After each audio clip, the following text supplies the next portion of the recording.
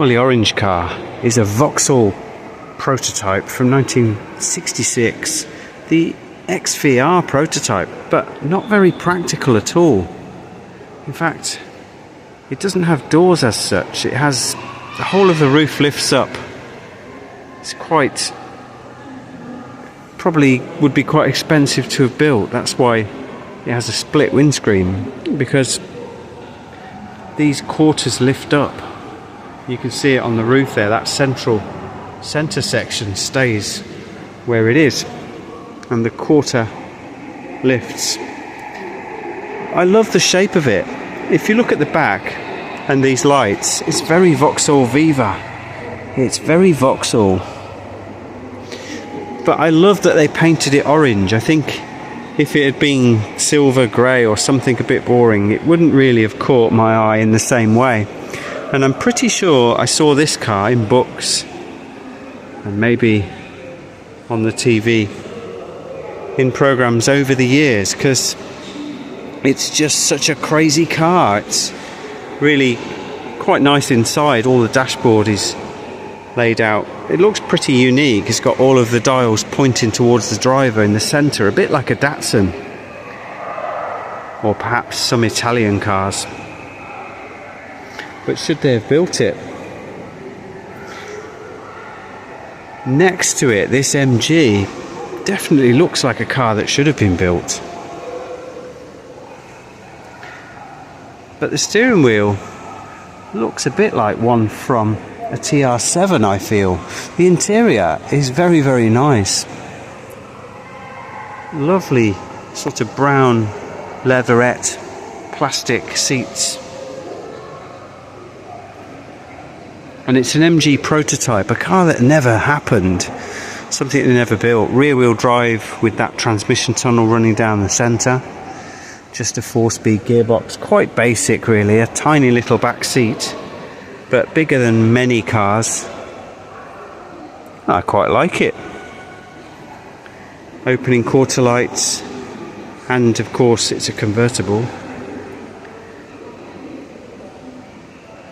At the back it doesn't look quite finished with those rear lights. I feel that there's something a little bit missing there, but I don't know. It's not unpleasant to look at. And let's just have a look at the front. I like the ridge down the centre of the bonnet, which gives it a little bit more shape. And it's an MG EX234, very similar in a lot of ways to the MGB. But what do you think? Do you think they should have produced it?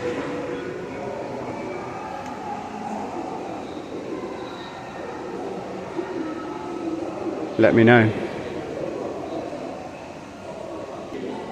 There's a 1978 Triumph Lynx here. If you look at the front, it's very TR7. But if you look at the back, completely different. Again, it's a 4-seater, but should they have built it? So many ideas back in the day that just never really went into production. The idea was probably quite a good one, but the manufacturing just never happened. So there's 3 cars that could have been, but just sadly never were. The MG reminds me a little bit of Peugeots of that era. Pininfarina were building quite a few sort of Peugeot convertibles and sports cars, as indeed they designed those 2 green cars up there on the yellow boxes at the top. Pininfarina was involved with quite a lot of cars, but wasn't involved in this.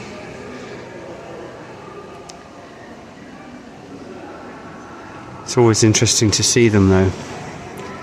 A glass back, a lift up glass back from 1978.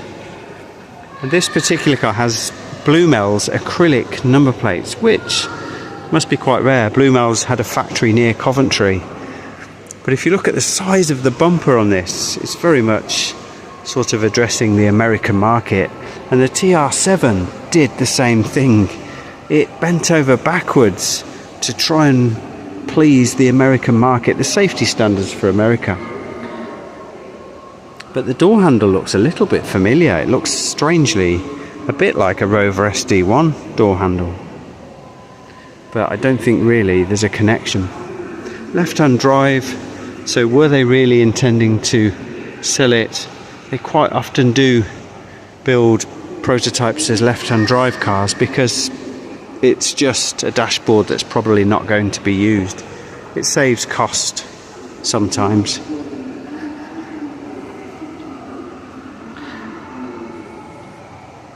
But I could spend all day looking at these prototypes here at Gaydon at the British Motor Museum.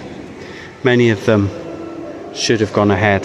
This is a little battery powered car for British Leyland, made in 1970. Batteries were very heavy, the range was very poor, and practically it was very heavy and not really, the technology wasn't there, it wasn't suitable. So you can see sometimes why things just don't go ahead and happen. And this is one example.